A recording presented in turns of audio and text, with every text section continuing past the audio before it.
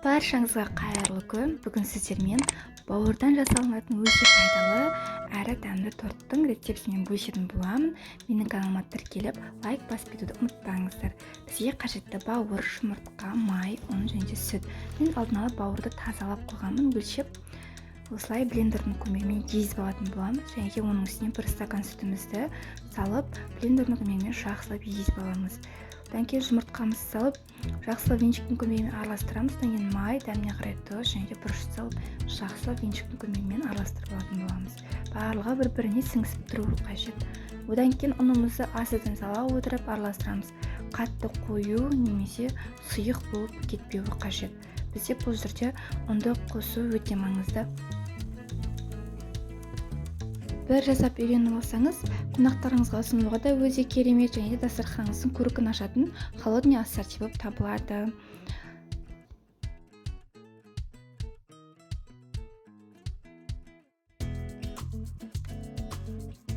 Одан кейін блиннидің тапасын осылай мен жақсылап қыздырып қойдым, май жағып. Одан кейін қамырымызды орналастыра бастаймыз. Жалпы блинчик жасағандай қылып пісіріп аламыз. Осылай жан-жағына келтіріп, домалақ етіп, өте қалың май құйып шығатын боламыз. Өйткені тез піседі бізде бауыр, орталарда пісуі қажет. Міне уже бізде пісті. Піскеннен кейін өсіп көпіршіктеніп, шариктер, тесіктер шыға бастайды. Келесі бетіне ауыстырып, келесі бетіне пісіріп аламыз. Қызартып, жақсылап пісіріп алыңыздар. Баяу оттың астында, өте қатты оттың астында тұрмауы қажет. Кейін келесі кезде бізде начинкасы сәбіз және де пияз болатын болады. Дәміне қарай түзем бұрышын салып, жақсылап сәбіз бен пияз өлгенше пісіріп алатын боламыз. Ешқандай да су қоспаймыз, тек қана оттың астында осылай майлап қуырып пісіреміз. Келесі кезекте мен майонезге укроп, чеснок, бұрыш салдым. Осылай жақсылап араластырып алып, одан кейін тортымызды жинай бастаймыз. Майонез саламыз. Одан кейін үстіне сәбіз бен пиязымызды саламыз. Осылай жалғастыра беретін боламыз. Осылай тортымызды құраймыз.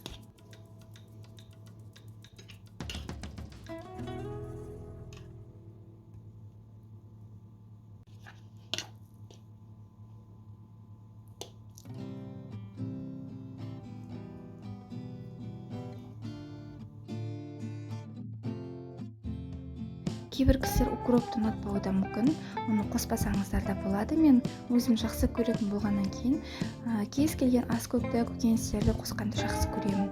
Және де бетін сәндеу үшін жұмыртқаны күштен өткізіп дайындап алдым. Осылай сарысын ортасына, ағын жан-жағына әдемі көріну үшін. Ал сіздер бір жұмыртқаны жай ғана күштен өткізіп сала берсеңіздер де болады. Бұл жерде айттым ғой, укроп қоссаңыздар да, қоспасаңыздар да болады. Холодильникке бір кішкене жарты сағатқа салып қойсаңыздар, барлығы бір-біріне сіңісіп тұрады. Сосын жеуге болады әрмен қарай. Міне бізде осындай өте керемет әрі дәмді бауыр торт пайда болды. Сіздер де жасап көріңіздер. Баршаңызға ас болсын.